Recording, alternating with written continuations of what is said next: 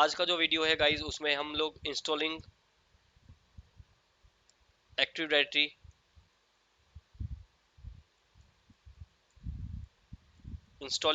को देखेंगे कि किस तरीके से हम लोग एक्टिव डायरेक्टरी को इंस्टॉल कर सकते हैं। ठीक है, तो मैंने सबसे पहले क्या किया गाइज, मैंने यहाँ पे एक वीएम मशीन लिया हुआ है।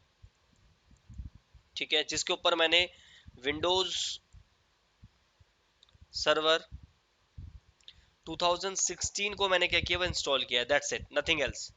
मैंने सिर्फ एक मशीन के ऊपर विंडोज 2016 का ऑपरेटिंग सिस्टम इंस्टॉल किया हुआ है और एक ये सर्वर ऑपरेटिंग सिस्टम है। लास्ट क्लास में हम लोग डिस्कस कर चुके हैं कि सर्वर ऑपरेटिंग सिस्टम और क्लाइंट ऑपरेटिंग सिस्टम में क्या डिफरेंसेस है, और क्लाइंट ऑपरेटिंग सिस्टम के अंदर कौन कौन से वेरिएंट्स है और सर्वर के अंदर कौन कौन से वेरिएंट्स है, ये हम लोग लास्ट क्लास में डिस्कस कर चुके हैं।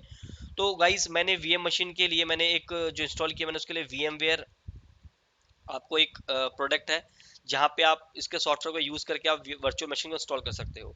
तो अगर आपको VMware का यूज नहीं पता है कैसे हम वर्चुअल मशीन इंस्टॉल करते हैं, तो अगर आपको इसके बारे में नहीं पता तो गाइस कमेंट करना, तो मैं VMware के ऊपर भी वीडियो बना दूंगा, कोई दिक्कत नहीं। किस तरह से हम VMware को इंस्टॉल करते हैं, कैसे उस पर वर्चुअल मशीन डिप्लॉय करते हैं, ये सारी चीजें। ठीक है, तो मैं आपको थोड़ा एनवायरनमेंट दिखा देता हूँ। ये मेरा VMware का मशीन है। ठीक है, और मैंने यहाँ पे सिर्फ और सिर्फ Microsoft Windows operating system install किया हुआ है। और दिखा देता हूँ आपको मैं। आप अगर माई कंप्यूटर में जाएं, गो टू प्रॉपर्टीज, और प्रॉपर्टीज में जाके आप यहाँ पे देख सकते हैं कि जो मेरा यहाँ पे ऑपरेटिंग सिस्टम है, गिव मी अ सेकंड।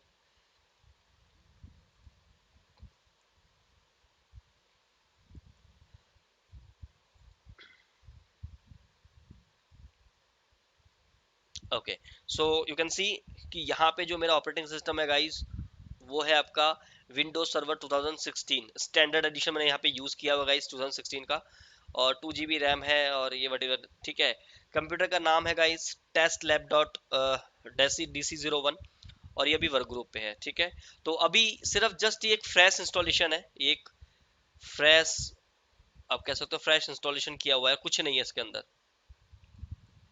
ठीक है, तो मैं अभी इसके ऊपर क्या कॉन्फ़िगर करने जा रहा हूँ, मैं एक्टिव डायरेक्टरी को इंस्टॉल करने जा रहा हूँ। ठीक है, तो एक्टिव डायरेक्टरी को इंस्टॉल करने के लिए गाइस एडी मैं बोलूंगा, यहाँ पे ADDS सर्विसेज को मैं इंस्टॉल करने जाऊंगा। तो ADDS सर्विसेज को इंस्टॉल करते ही आपका ये मशीन क्या बन जाएगा, डोमेन कंट्रोलर DC। ठीक है, तो क्या प्रोसीजर रहने वाला है और क्या क्या चीज़ हमें स्टार्टिंग में, अगर हम विंडोज के अंदर अगर हम इसको ADDS सर्विसेज को इंस्टॉल कर रहे हैं, मीन्स इस मशीन को मैं डोमेन कंट्रोलर अगर बनाना चाहता हूं तो मेरी क्या प्रीरिक्विजिट रहने वाली है, पहले हम उसके बारे में डिस्कस करते हैं, फिर हम लोग ADDS को इंस्टॉल करेंगे। ठीक है, तो वापस चलते हैं अपने पेंट की तरफ। तो गाइस, सबसे पहली चीज कि अगर मुझे एक्टिविटी इंस्टॉल करना है, तो मैंने क्या किया, ये जो मेरा सर्वर है वर्चुअल मशीन, इसके ऊपर मैंने विंडोज सर्वर 2016 ऑपरेटिंग सिस्टम, कोई भी एक सर्वर ऑपरेटिंग सिस्टम का होना चाहिए अगर आप ADDS सर्वर को इंस्टॉल कर रहे हो। पहला ये रिक्वायरमेंट है। दूसरी है कि आपको एक स्टैटिक IP एड्रेस कॉन्फ़िगर करना होगा। ठीक है, तो मैं अगर इसकी IP कॉन्फ़िगरेशन की बात करूं, तो इसके ऊपर जो मैंने IP दिया हुआ है, वो दिया हुआ है 192.168.0.160। This the IP address. Subnet mask जो मैं यहाँ पे यूज कर रहा हूँ गाइस, अगर आपको IP एड्रेस के बारे में, सबनेट के मास्क के बारे में नहीं पता है, तो गाइस इसके लिए हम लोग अलग से एक सेपरेट लेक्चर में इसका डिस्कस करेंगे। ठीक है, आई नो कि IP एड्रेस के बारे में आपको पता ही होगा, अगर नहीं पता है तो इसके ऊपर भी सेपरेट वीडियो जो है मैं बनाऊंगा, टेंशन ना लीजिए। तो सबनेट मास्क यूज कर रहा हूँ मैं 255.255.255.0। गेटवे जो मैं यहाँ पे दूंगा वो दूंगा 192.168.0.1, और ये मेरे वाईफाई जो राउटर है गाइस उसका IP एड्रेस है, ताकि मेरा ये जो डिवाइस है, ये जो मेरा मशीन है, ये इंटरनेट के साथ कनेक्ट हो सके। ठीक है, DNS के अंदर जो मैं IP एड्रेस दूंगा गाइस, ये मैं इसी सर्वर का दूंगा। अभी के लिए जस्ट आपको इन चीजों को फॉलो करना है for installing active directory. DNS में मैंने इनका एड्रेस क्यों दिया है गाइस, आपको बता दूं कि जो मेरा एक्टिव डायरेक्टरी है वो आपका पूरा का पूरा डिपेंडेंट है DNS के ऊपर। DNS एक काइंड ऑफ सर्विस है, डोमेन नेम सर्विस का, या it is a domain name system, और यू कैन से सर्विस। तो गाइज इसके ऊपर भी हमारा एक सेपरेट लेक्चर रहने वाला है। तो DNS क्या है कि एक सर्विस है जो कि आपके नेम को आईपी में ट्रांसलेट करता है। जस्ट लाइक आपका एक फोन है, फोन के ऊपर आपका एक फोन बुक है, this is your phone, mobile phone, और आपके इसमें एक फोन बुक है, और फोन बुक के अंदर आप क्या करते हो, कॉन्टेक्ट नंबर जो है सेव करते हो, लेकिन उसके लिए कोरस्पॉन्ड आप क्या यूज करते हो, नेम। क्योंकि गाइस जो ह्यूमन है वो नेम को याद रख सकते हैं, नंबर्स को नहीं। इसीलिए हम लोग जो फोन नंबर जब हम यूज करते हैं तो हम लोग नेम क्यों देते हैं, ताकि हमें नाम से किसी को कॉल करना हो तो मैं हम क्या करता हूँ, नेम को सर्च करते हैं फोन के अंदर और हम डायलिंग बटन दबा देते हैं, तो बैकएंड में क्या होता है, वो बेसिकली नंबर्स को डायल करता है। सिमिलरली डीएनएस का काम क्या होता है कि वो आपके नेम टू आईपी में रेजोल्यूशन करता है, उसका क्या यूज है क्या नहीं है, इन फ्यूचर इसको डिस्कस करेंगे। अभी के लिए सिर्फ आपको मैं ये बता दूं कि अभी आपका मशीन के ऊपर आईपी एड्रेस जो मैं यूज कर रहा हूँ 192.168.0.160 गेट पे मैं बता चुका हूँ, जो डीएनएस के अंदर जो आईपी होगा वो भी इसी का ही होगा। ठीक है, अभी सिर्फ आपको इसी चीज को फॉलो करना है, और मैं आपको दिखा भी देता हूँ, गिव मी अ सेकंड। इसकी टीसीपी आईपी कन्फिग्रेशन आपको दिखा देता हूँ।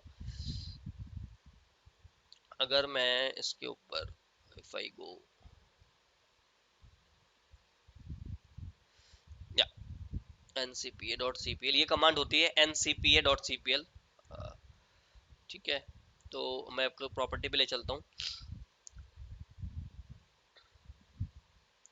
इट्स 192.160.160, डिफॉल्ट मास्क मेरा 255.255.0। डिफॉल्ट गेटवेज आप कोई भी आईपी दे सकते हो, मेरे इस सिस्टम के ऊपर आईपी एड्रेस 160 कॉन्फ़िगर्ड है, और प्रेफर डीएनएस एड्रेस के अंदर मैंने इसी का आईपी एड्रेस दिया। जस्ट आपको ये चीज अभी फॉलो करना है, इसकी क्या रिक्वायरमेंट है डीएनएस में, हमने ये क्यों दिया, सब आगे जाके लेक्चर्स में हम लोग डिस्कस करेंगे।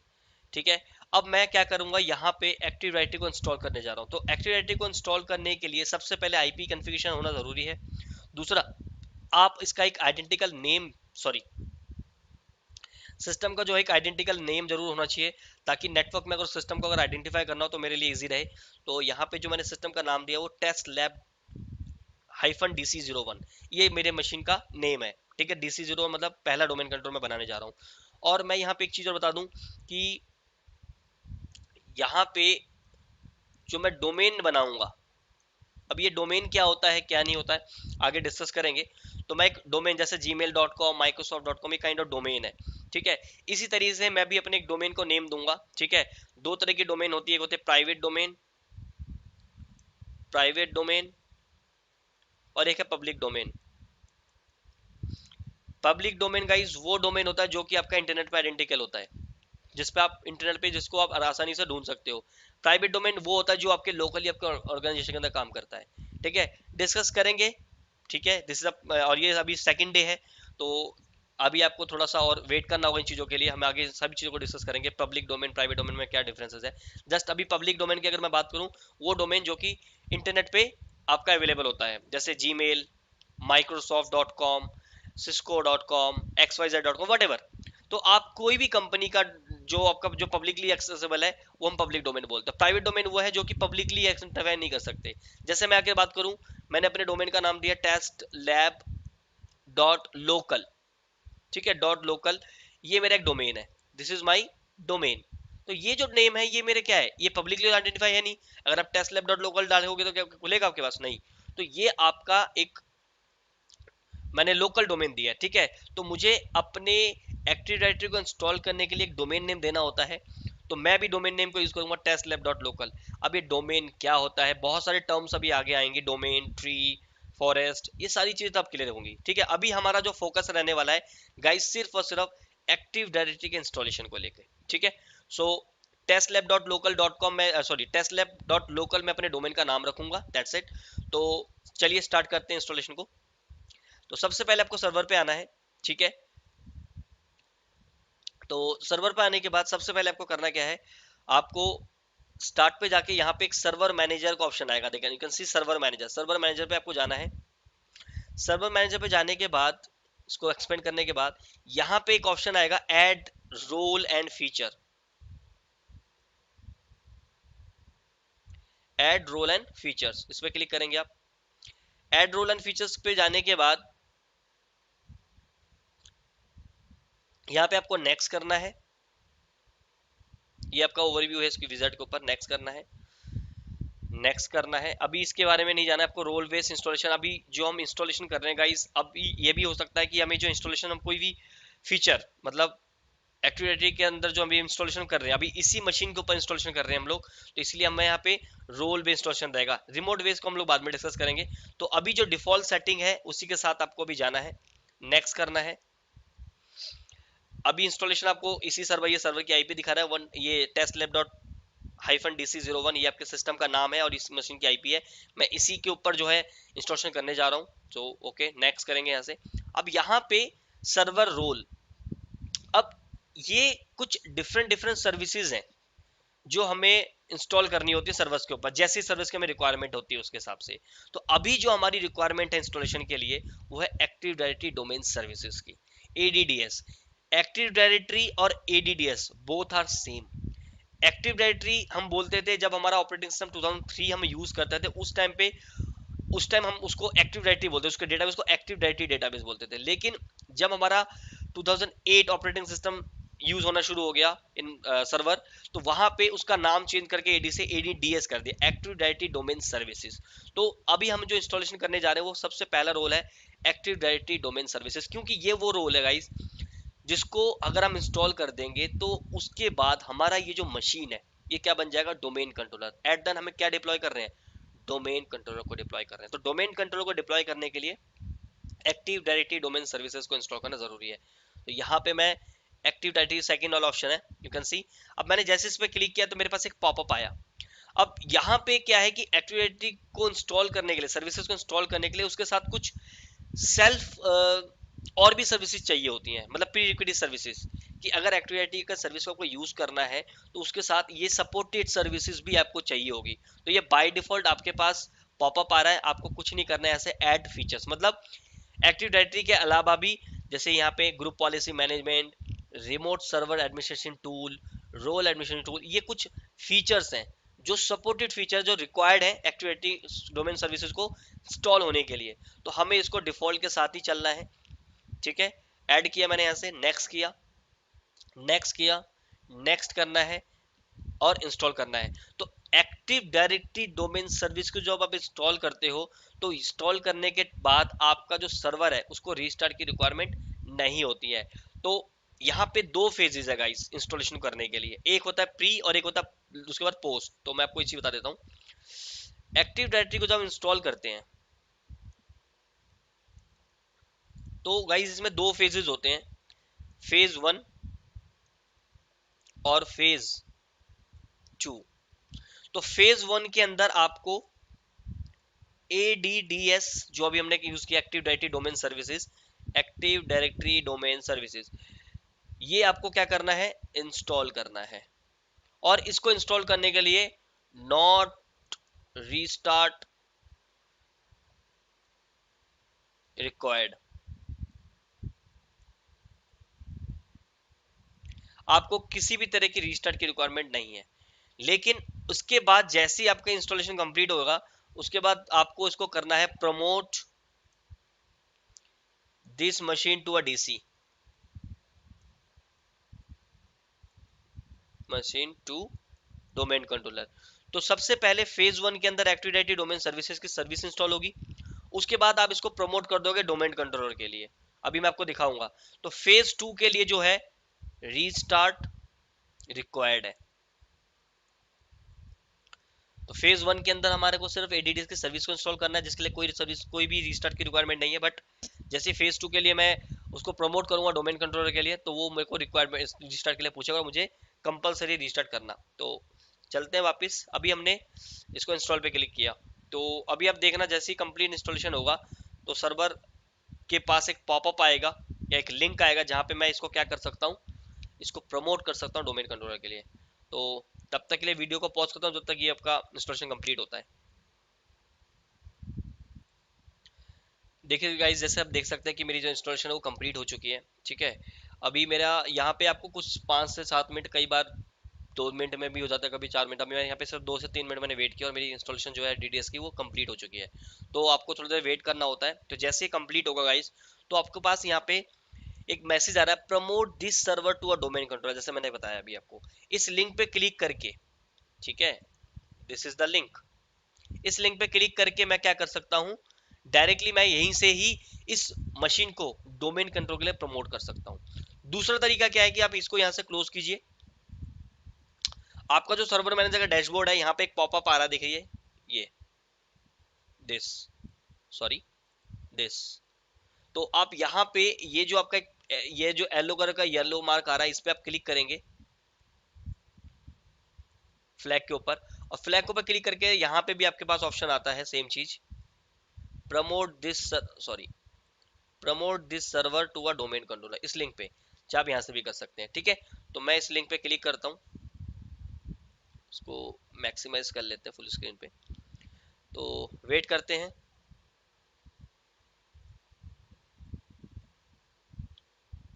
Promote this server to a domain controller, ये आएगा।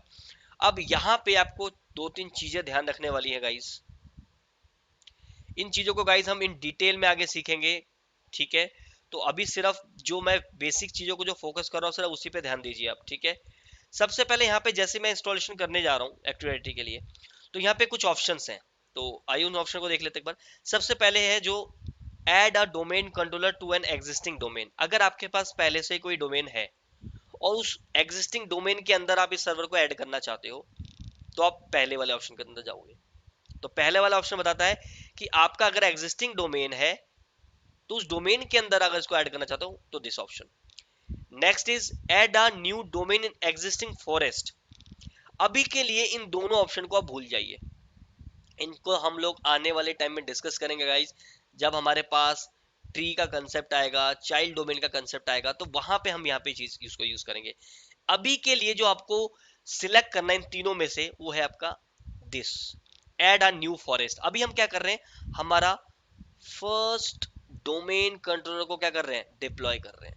गाइस ऐसा भी तो हो सकता है जिस कंपनी के अंदर आप ज्वाइन कर रहे हैं या जहां पे आप काम कर रहे हैं, वहां पे पहले से ही कोई डोमेन कंट्रोलर चल रहा हो और आपको एक दूसरा डोमेन कंट्रोलर डिप्लॉय करना है, मतलब एक बैकअप डोमेन कंट्रोलर, कि अगर मेरा एक डोमेन कंट्रोलर डाउन हो जाए तो दूसरा बैकअप डोमेन कंट्रोलर के साथ मैं क्या कर सकता हूँ, काम करा सकता हूँ। तो गाइस उस केस में मैं इन ऑप्शन को यूज करता हूँ, डिस्कस करेंगे अभी आगे चल के इनके बारे में भी। तो फिलहाल अभी के लिए हम लोग ये जानते हैं कि हम ये फर्स्ट टाइम इंस्टॉलेशन करने जा रहे हैं, हमारे नेटवर्क में कोई भी डोमेन कंट्रोलर एग्जिस्ट नहीं करता है, तो आपको इस ऑप्शन के साथ जाना है। ठीक है, तो मैं यहाँ पे इस ऑप्शन पे क्लिक करूंगा, I will click this option, give me second, I will click this option, add a new forest. उसके बाद आपको यहाँ पे एक रूट डोमेन नेम, अब गाइस जब भी आप कोई डोमेन क्रिएट करते हो फर्स्ट टाइम, जैसे मैं यहाँ पे अब डोमेन का नाम दूंगा like test, sorry test lab dot local, और ये मेरा क्या है, एक रूट डोमेन है, फर्स्ट डोमेन। तो जो पहला जो डोमेन है जो हम फर्स्ट टाइम क्रिएट करते हैं, तो उस डोमेन को हम क्या बोलते हैं, रूट डोमेन बोलते हैं।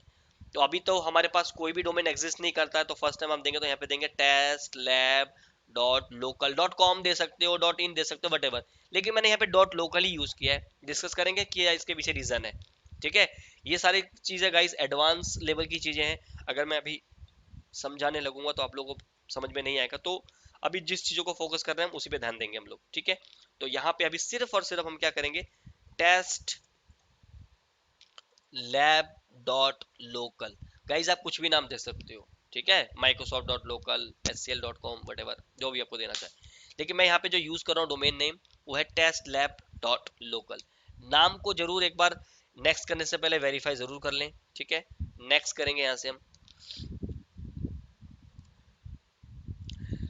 अब यहाँ पे गाइस कुछ फीचर्स हैं, जैसे कि forest function label and domain function label. ठीक है, तो गाइस आपको मैं बता दूं कि यहाँ पे जो हम जो डोमेन कंट्रोल इंस्टॉल कर रहे हैं, इसके लिए हम लोग विंडोज सर्वर 2016 को यूज कर रहे हैं। ठीक है, अगर आप ऐसी जगह काम कर रहे हैं जहां पे आप फर्स्ट टाइम 2016 को इंस्टॉल कर रहे हैं और वहां पे कोई भी अभी तक सर्वर डिप्लॉय नहीं हुआ, ये फर्स्ट टाइम पहला सर्वर है, तो गाइस डिफॉल्ट ही रहने दो उसको।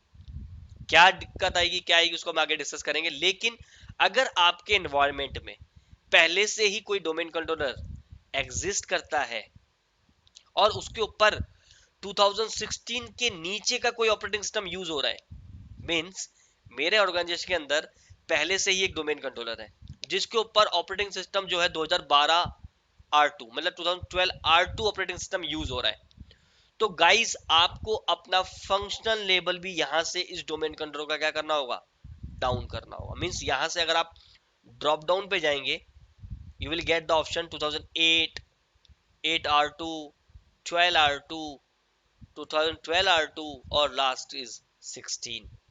बट अगर आपके पास कोई प्रीवियस ऑपरेटिंग सिस्टम का डोमेन कंट्रोलर नेटवर्किंग में एग्जिस्ट करता है, आपके नेटवर्क में एग्जिस्ट करता है, तो प्लीज आप उसी ऑपरेटिंग सिस्टम को यहाँ पे चूज करेंगे। अब मेरा यहाँ पे फर्स्ट टाइम इंस्टॉलेशन है, मेरे नेटवर्क में कोई भी प्रीवियस ऑपरेटिंग सिस्टम का डोमेन कंट्रोलर एग्जिस्ट नहीं करता, तो मैं डिफॉल्ट के साथ ही जाऊंगा यहाँ पे। अब यहाँ पे दो चीजें हैं, forest functional level and domain functional level. Guys इसकी इन फ्यूचर में हम लोग डिस्कस करेंगे, ठीक है। अभी के लिए सिर्फ आपको इन चीजों को डिफॉल्ट छोड़ना है अगर you are using first time. Now यहाँ पे कुछ स्पेसिफिक रोल है, ठीक है, ऑपरेशंस हैं, जैसे कि डोमेन नेमिंग मास्टर। आपको बता दूं कि जो डीएनएस का जो रोल है बाय डिफॉल्ट इंस्टॉल होता है, क्योंकि एक्टिव डायरेक्टरी जो है वो डीएनएस के ऊपर डिपेंडेंट है। डीएनएस की रिक्वायरमेंट है अगर आप एक्टिव डायरेक्टरी इंस्टॉल कर रहे हो तो। एक्टिव डायरेक्टरी विदाउट डीएनएस काम नहीं करती है, तो इसके साथ पहले ही बाय डिफॉल्ट इसको मैं अनचेक भी नहीं कर सकता। अगर मैं इसको यहाँ पे देख रहे हैं ये ग्रे आउट है, अगर मैं इसको अनचेक करने की कोशिश करूं आई विल नॉट, नहीं कर पाऊंगा मैं। तो ये प्री रिक्विटीज है। और नेक्स्ट जो है वो है ग्लोबल कैटालॉग सर्वर। ये भी एक काइंड ऑफ सर्विसेज है जो कि रिक्वायर्ड है फर्स्ट टाइम जब हम डोमेन कंट्रोल को डिप्लॉय करते हैं। जब सेकंड टाइम मैं दूसरा डोमेन कंट्रोल डिप्लॉय करूंगा इसी डोमेन के अंदर, तो वहां पे मेरे पास ऑप्शन आएगा कि मैं ये ग्लोबल कैटलॉग को इंस्टॉल करना चाहता हूँ नहीं करना चाहता हूँ, मेरी मर्जी है। बट एट द टाइम हम फर्स्ट टाइम कर रहे हैं तो मैं इसको ग्रे आउट नहीं कर सकता। और ये वाला लास्ट वाला जो है एक RODC read only domain controller, we will discuss it on later. आने वाले एक दो वीडियो के अंदर हम इसको इंस्टॉलेशन भी देखेंगे RODC क्या होता है, ठीक है। तो बाद में डिस्कस करेंगे। तो अभी पहले वाले दोनों ऑप्शंस आपके ग्रे आउट हैं, ये प्रीरिक्विटीज हैं। एक्टिविटी को इंस्टॉल होने के लिए, डोमेन कंट्रोल बनाने के लिए आपको डीएनएस और ग्लोबल कैटलॉग चाहिए ही चाहिए। अब नेक्स्ट जो ऑप्शन है यहाँ पे है पासवर्ड सेक्शन। यहाँ पे गाइस क्या है, एक directory service restore mode, DSRM, directory service restore mode, DSRM, directory service restore mode, DSRM। Password guys जब भी हम एक्टिव डायरेक्टरी को रीस्टोर करते हैं, मींस अगर कोई एक्टिविटी में कोई मसला आ गया, कोई प्रॉब्लम आ गई, तो हम एक्टिविटी को क्या कर सकते हैं, रीस्टोर कर सकते हैं अगर हमारे पास बैकअप पड़ा हो तो जब हम एक्टिव डायरेक्टरी की सर्विस को रीस्टोर करते हैं गाइस, तो हमें से वहां पे पासवर्ड पूछता है। तो गाइस दो, अब एक पासवर्ड जब हम सिस्टम पे लॉगिन करते हैं, जब एक्टिविटी को हम सिस्टम को लॉगिन करेंगे तो उसका एक पासवर्ड चाहिए होगा। वो पासवर्ड भी आप यहाँ पे दे सकते हो सेम, या आप डिफरेंट भी रख सकते हो। लेकिन अगर आपने सिस्टम का पासवर्ड और DSRM का पासवर्ड आपने अलग अलग रख दिया, डिफरेंट रख दिया, तो गाइस DSRM के पासवर्ड को आपको याद रखने का या पे कहीं पे सेफ लोकेशन पे आपको उसको स्टोर करने की जरूरत है।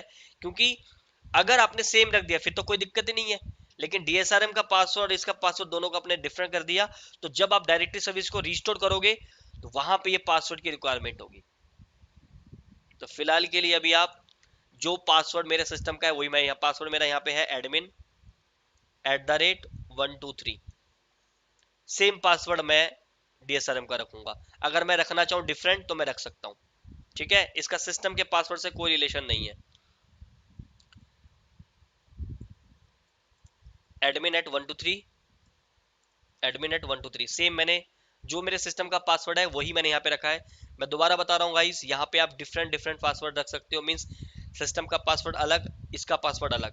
लेकिन अगर आप इसका पासवर्ड अलग रखते हो तो उसको सेफ लोकेशन पे आपको स्टोर करना पड़ेगा during the restoration point time पे। अगर आपको ये पासवर्ड अगर आपको याद नहीं हुआ तो आपका रिस्टोर नहीं होगा आपका डेटाबेस, ठीक है। तो मैंने सेम ही रख दिया है। नेक्स्ट करेंगे, नेक्स्ट करेंगे net BIOS name guys. Net BIOS name जो है गाइस आपके माइक्रोसॉफ्ट का प्रोटोकॉल है जो क्या करता है, नेम टू आईपी रिजॉल्व करता है। अभी आपने बताया, मैंने बताया था थोड़ी देर पहले, डीएनएस का भी यही काम है। तो डीएनएस का काम फुल्ली क्वालिफाइड डोमेन नेम को रिजॉल्व करता है आईपी में। मींस अगर मैं बात करूं, मेरे सिस्टम का नाम है टेस्ट, देखिए यहां पे एक चीज समझना है आपको, टेस्ट लैब को अगर मुझे आईपी में कन्वर्ट करना है, what is the IP address of this machine, 192.168.0.160। तो अगर मेरे को इस नाम को कन्वर्ट करना है इस आईपी के थ्रू, तो मैं यहां पे नेट बायोस का यूज करूंगा, प्रोटोकॉल का। यहां पे मेरा नेट बायोस का प्रोटोकॉल काम करेगा। लेकिन अगर मेरे जैसे मेरे मशीन का नाम है, मान के चलो DC1, तो जब मैं इस डोमेन नाम को मैं यहाँ पे, अब मैं जब डोमेन बना दूंगा तो इसके साथ जुड़ जाएगा इसका domain name test lab dot local. तो ये जो नाम हुआ गाइस, ये क्या हुआ मेरा, fully qualified domain name, FQDN। इसको मैं FQDN बोलूंगा, ये मेरा नेम है। तो अगर मुझे इस पूरे, आखिरकार तो ये जो DC1 है ये मेरा यही मशीन है। मैं यहाँ पे आपको सही से समझाने की कोशिश करता हूँ। मान के चलो मेरा एक मशीन का नेम है DC1, और ये मेरा सिस्टम का नेम है DC1। तो DC1 मेरे सिस्टम का नेम है। आईपी एड्रेस क्या है, 192.168.0.160। तो अगर मैं सिर्फ इस नेम को, ओनली DC1 को अगर मैं आईपी में कन्वर्ट करता हूं, या कन्वर्ट होकर मेरे पास आता है, तो वो आता है आपके हेल्प से नेट बायोस प्रोटोकॉल से। नेट बायोस प्रोटोकॉल क्या करता है, नेम टू आईपी रिजॉल्व करता है। लेकिन अगर इसी मशीन का नाम अगर मैं फुल्ली क्वालिफाइड डोमेन नेम जैसे DC1 dot test lab dot local, same machine है, बस इसके साथ क्या है, इसका डोमेन नेम है, तो इसको मैं बोलूंगा फुल्ली क्वालिफाइड डोमेन नेम। अगर मैं इसको रिजॉल्व करना चाहता हूं आईपी के अंदर, तो मुझे डीएनएस सर्विस की रिक्वायरमेंट पड़ेगी। तो फुल्ली क्वालिफाइड डोमेन नेम के लिए डीएनएस रिजॉल्व करता है नेम टू आईपी, मतलब fully qualified domain name into IP. और जो सिर्फ नेम को अगर कन्वर्ट करता है, मैं ये चीज गाइस आपको डीएनएस के लैब में दिखाऊंगा, ठीक है, डिस्कस करेंगे तब केस में। तो मैं पहले मैं नेम से भी उसको रिजॉल्व करवाऊंगा, और फुल्ली क्वालिफाइड डोमेन नेम से भी रिजॉल्व कराऊंगा। दोनों के केस में आपके दो डिफरेंट प्रोटोकॉल यूज होते हैं। हम लोग कई बार, मैं दिखाऊंगा जब हम लोग इसका लैब करेंगे। तो अभी के लिए सिर्फ आपको ध्यान रखना है, यहाँ पे एक नेट बायोस जो प्रोटोकॉल है वो आपका माइक्रोसॉफ्ट का प्रोटोकॉल है, और जिसका काम क्या है, नेम टू आईपी रिजॉल्व कराने के लिए, ठीक है। तो जो मेरे मशीन का नाम है यहाँ पे टेस्ट लैब DC, डोमेन का जो नेम है, sorry NetBIOS domain name test lab, ठीक है। Give me a second, I think यहाँ पे कुछ दिक्कत है। Test lab dot local, okay, next next next, test lab NetBIOS name. Guys एक सेकंड देना।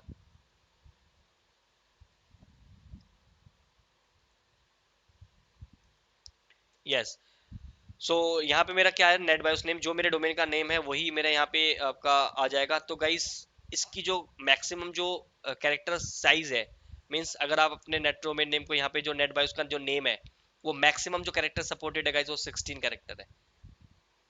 लेकिन you can define only 15, means 0 to 16, 0 to 15 में कितने कैरेक्टर है, 16। लेकिन कैरेक्टर कितने आएंगे उसके अंदर, 15 कैरेक्टर मैक्सिमम आप इसके अंदर दे सकते हो।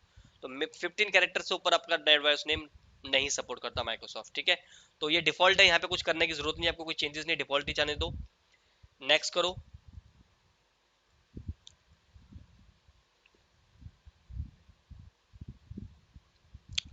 गाइस यहाँ पे आप कुछ और इन्फॉर्मेशन आ रही है, इसके बारे में डिस्कस करते हैं। सबसे पहले आ रहा है डेटाबेस फोल्डर। तो जो गाइस मैंने आपको बताया था कि एक्टिव डायरेक्टरी का एक डेटाबेस है। एक्टिव डायरेक्टरी क्या है, इट इज अ डेटाबेस जहां पे आपके यूजर की इंफॉर्मेशन होती है, ग्रुप्स की इंफॉर्मेशन होती है, कंप्यूटर की इंफॉर्मेशन होती है। तो इस डेटाबेस का जो स्टोरेज जो होता है आपका, वो होता है सी ड्राइव में, विंडोज के अंदर, एनटीडीएस के अंदर। ये इसका पाथ है। लॉग्स फाइल बनती हैं जब भी कोई हमारे सिस्टम पे लॉग्स जनरेट होता है, तो उसकी फाइल भी आपकी जो है स्टोर यहीं सेम लोकेशन पे होता है, सी ड्राइव एनटीडीएस डेटा। कई बार इंटरव्यू में पूछ लिया जाता है कि जो एक्टिविटी का डेटाबेस है उसका लोकेशन क्या है, यू नो द लोकेशन। सबसे पहले कि लोकेशन क्या है आपकी, सी ड्राइव, विंडोज और एनटीडीएस। नेक्स्ट है सिसबोल फोल्डर। सिजबोल फोल्डर गाइस आपका यूज होता है ग्रुप पॉलिसी ऑब्जेक्ट्स की इंफॉर्मेशन को स्टोर करने के लिए, एज वेल एज रेप्लिकेशन के लिए। तो ये सिजबोल फोल्डर के अंदर स्टोर होता है। डिस्कस करेंगे जब हम जीपीओ और रेप्लिकेशन के बारे में बात करेंगे। तो सिजबोल फोल्डर का जो लोकेशन है वो सी ड्राइव, विंडोज और सिजबोल फोल्डर के अंदर। बस इसके अंदर इतना ध्यान रखना है, इसके अंदर ग्रुप पॉलिसी ऑब्जेक्ट की इंफॉर्मेशन होती है प्लस रेप्लिकेशन भी जो है हमारा एक प्रोसेस होता है, रेप्लिकेशन, रेप्लिकेशन। सो जो रेप्लिकेशन के लिए भी हमारा यही फोल्डर यूज होता है, डिस्कस करेंगे इन फ्यूचर, ठीक है। तो सब कुछ डिफॉल्ट के साथ ही जाना चाहो जा सकते हो, अदरवाइज आप यहाँ पे लोकेशन भी चेंज कर सकते हो, ठीक है। तो मैं डिफॉल्ट के साथ ही जाऊंगा। ये आपका रिव्यू करने के लिए कि आपने जो भी कॉन्फ़िगरेशन किया है, लाइक आपका डोमेन का नाम क्या है, कौन सा ऑपरेटिंग सिस्टम का फंक्शन लेवल क्या आपने क्या सेट किया था, ग्लोबल कैटलॉग आपने यस किया हुआ है, डीएनएस को आपने यस किया हुआ है। तो ये सारी चीज़ें वही हैं जो अभी तक हम करते आ रहे हैं। एक बार गो थ्रू कीजिए, नहीं तो आप क्या कीजिए, यहाँ से नेक्स्ट कीजिए।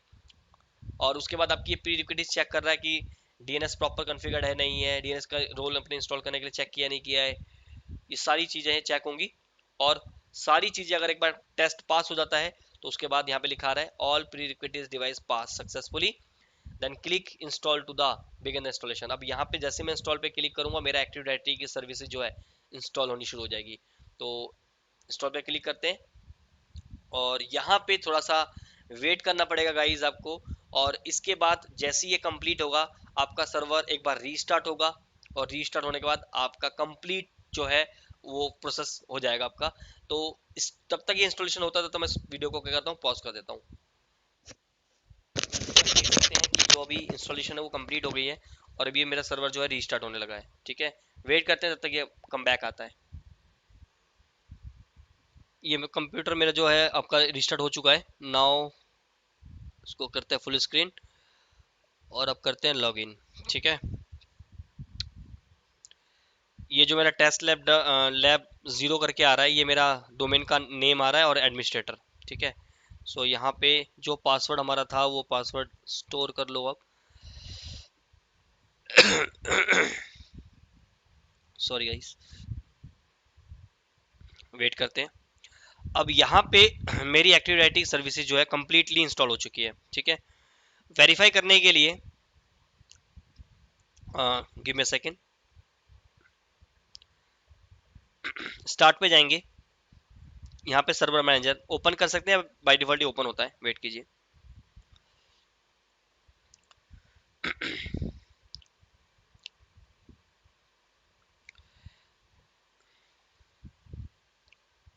अब ये कंप्लीट इंस्टॉलेशन हो चुका है इसका, और मैं अभी आपको कुछ चीजें जो है इसके दिखाता हूँ। डैशबोर्ड, ये इसका डैशबोर्ड है, ठीक है।